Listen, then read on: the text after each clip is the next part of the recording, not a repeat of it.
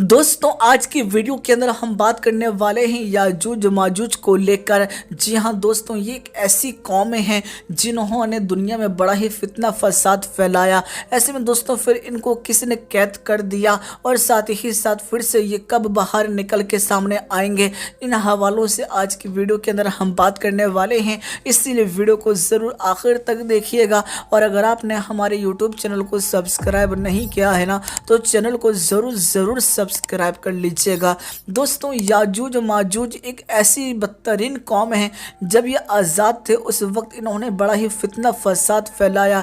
ऐसे में दोस्तों कुछ लोगों ने इनकी शिकायत जो है हज़रत ज़ुल्करनैन से की, और ऐसे में आपको बता दूं हज़रत ज़ुल्करनैन रहमतुल्लाह अलैह ने एक दीवार जो थी वो उनके सामने खड़ी कर दी। ऐसे में दोस्तों वो दीवार इतनी मजबूत है कि ये रोज़ आना सब के सब मिल करके उस दीवार को तोड़ने की कोशिश करते हैं, लेकिन दोस्तों इनकी लाख कोशिशों के बाद भी वो दीवार नहीं टूटती। और आखिर शाम का वक्त जब आता है तब तक ऐसा महसूस हो जाता है कि बस दीवार टूटने वाली है, लेकिन तभी दोस्तों उनका जो सरदार है वो कहता है कि अब रुक जाओ, बाकी हम कल तोड़ेंगे। ऐसे में दोस्तों आपको बता दूं इसी तरह से लगातार ये सैकड़ों सालों से हज़ारों सालों से दीवार को तोड़ने की कोशिश में लगे हैं, बाहर निकलना चाहते हैं, लेकिन दोस्तों ये दीवार तोड़ते हैं और ऐसे में दोस्तों वो दीवार जो है अगले दिन दोबारा वैसे ही बन जाती है। ऐसे में दोस्तों क़यामत के नज़दीक जब अल्लाह चाहेगा कि इनको आज़ाद कर दे, तो ऐसे में दोस्तों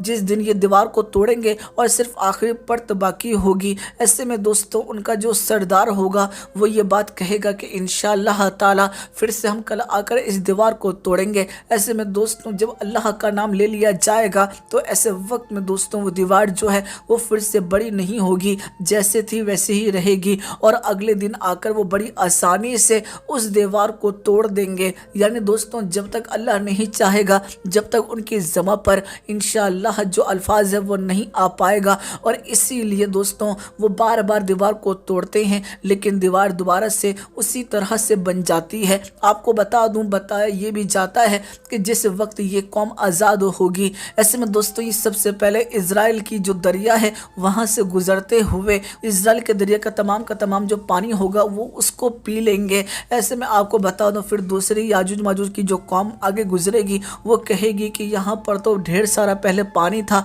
आज पानी कहाँ चला गया। यानी दोस्तों ये जहाँ भी जाएंगे फितना फसाद फैलाएंगे, खाने की एक एक चीज़ को ये खा लेंगे। यानी ये इतने ज़्यादा भूखे होंगे, हत्ता कि दोस्तों इनमें बहुत सारी किस्में पाई जाती हैं। कुछ ऐसी भी कौम है जो कि सांप बिच्छू वगैरह को खाती है, तो कुछ ऐसी भी कौम है जो कि इंसानों को खाती है। दोस्तों ये कौम हमेशा से बदतरीन कौम में कहलाई है। आपको ये भी बता देना चाहता हूँ कि नबी रहमत हुज़ूर नबी करीम हज़रत मोहम्मद मुस्तफ़ा सल्लल्लाहु तआला अलैहि वसल्लम मेराज की रात इनकी तरफ से भी गुजरे थे और इनको इस्लाम की दावत देनी चाहिए थी, लेकिन इन लोगों ने इस्लाम की दावत मानने से साफ तौर से इनकार कर दिया, और इसीलिए ये तमाम की तमाम कौम जो है ये अज़ाब का शिकार होगी और जहन्नुम में दाखिल की जाएगी। मेरे प्यारे दोस्तों क़यामत के नज़दीक ये कौम जो है ये ज़ाहिर होगी और बहुत ही ज़्यादा कत्ल आम करेगी। ऐसे में आपको बता दूं इसके बाद दज्जाल की आमद भी होगी, उसके बाद हज़रत मेहदी अलैहिस्सलाम तशरीफ़ लेकर आएंगे, और फिर दोस्तों हज़रत ईसा अलैहिस्सलाम तशरीफ़ लेकर आएंगे और वो इनके लिए बद्दुआ करेंगे। और जब बद्दुआ की जाएगी तो अल्लाह ताला एक ऐसी बीमारी पैदा करेगा जिससे इनकी मौत वाक़ई हो जाएगी, और पूरे सरजमी के ऊपर हर तरफ जिस्म ही जिस्म पड़े हुए नज़र आएंगे। फिर से हज़रत ईसा अलैहिस्सलाम दुआ करेंगे, और ऐसे में दोस्तों अल्लाह ताला एक ऐसे परिंदों को भेजेगा जो कि इनके जिस्म को उठाएगा या फिर इनके जिस्म को खा जाएगा। दोस्तों अल्लाह आलम। लेकिन दोस्तों आपको बता दूं ऐसे वक्त में पूरी सरजमी जो है वो फिर से शोर शादाब हो जाएगी। हज़रत ईसा अलैहिस्सलाम की हुकूमत चंद सालों तक रहेगी, उसके बाद आप वफ़ात पा जाएंगे और आपको प्यारे आका रसूल करीम हज़रत मोहम्मद मुस्तफ़ा सल्लल्लाहु तआला अलैहि वसल्लम के साथ में दफन कर दिया जाएगा। आप सल्लल्लाहु तआला अलैहि वसल्लम के बराबर में दफन कर दिया जाएगा मदीना शरीफ के अंदर। आपको बता दूं याजूज माजूज की जो कुछ शक्लें हैं वो बड़ी ही अजीबो गरीब हैं, बड़ी डरावनी हैं। उनके हाथ बड़े अजीब हैं, हत्ता कि उनके सरों पर सींग होगा, उनके दांत लंबे लंबे होंगे, घने बाल होंगे, यहाँ तक कि दोस्तों उनके पंजे भी बड़े ही अजीबो गरीब होंगे। यानी दोस्तों कुल मिलाकर वो इंसानी शक्ल में हैवान की तरह नज़र आएंगे और यकीनन जब भी आएंगे वो बड़ी तबाही मचाएंगे। और आपको बता देना चाहता हूँ कि यहूदी जो कौमें हैं, ऐसे में आप सभी को बता दूँ वो दज्जाल का इंतज़ार कर रही है। दरअसल दोस्तों आपको बता दूँ, जिन्हें उन्हें दज्जाल समझना चाहिए था वो उसे मसीहा समझ बैठे हैं, और जिन्हें उन्हें मसीहा समझना चाहिए था ऐसे में वो उन्हें दज्जाल समझ बैठे हैं। यानी हज़रत ईसा अलैहिस्सलाम को वो कत्ल करवाना चाहते थे, क्योंकि उनके नज़दीक हज़रत ईसा अलैहिस्सलाम जो हैं माज़ल्ला दज्जाल हैं, और उनके पैरोकार जो हैं वो सब के सब दज्जाली हैं। इसलिए दोस्तों तमाम यहूदी जो हैं वो ईसा अलैहिस्सलाम के मानने वालों को बहुत ही ज़्यादा नापसंद करते हैं। ऐसे में दोस्तों हमारा अकीदा है और मुसलमानों का अकीदा है कि दज्जाल आने वाला है। ऐसे में दोस्तों यहूदी कौम दज्जाल को मसीहा समझ रही है और इसीलिए उसकी तैयारियों में लगी है, और साथ ही साथ तीसरी मरतबा फिर से हैकल सुलेमानी की तामीर करने में लगी है।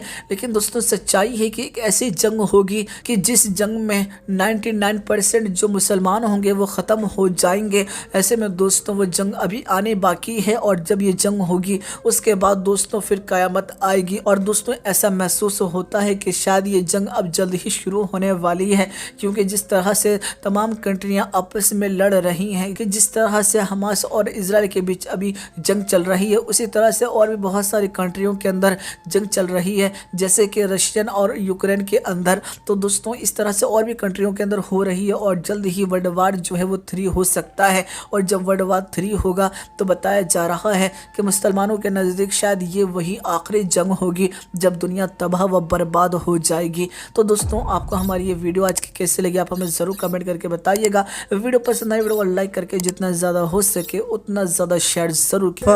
फानूस बन के जिसकी हिफाजत हवा करे, फानूस बन के जिसकी हिफाजत हवा करे, फानूस बन के जिसकी हिफाजत हवा करे, फानूस बन के जिसकी हिफाजत हवा करे, वो शम्मा क्या बुझे जिसे रोशन खुदा करे, वो